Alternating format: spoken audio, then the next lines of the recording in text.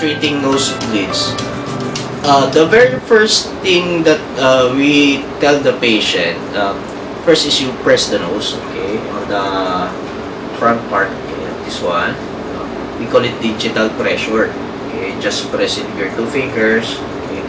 Then, if the bleeding still doesn't stop, you may put ice packs on top of your nose. Okay. Now, sometimes we give medications such as oxymetazoline. It is a decongestant. It is a vasoconstrictor. It constricts the blood vessels. It helps to stop the bleeding. Now, for severe cases of nose bleeding, what we usually do is we use nasal packs. We put foam inside the nose just to temporarily stop the bleeding. Okay. Then afterwards, if it is stopped, we inspect the nasal cavity to find where the source of bleeding is.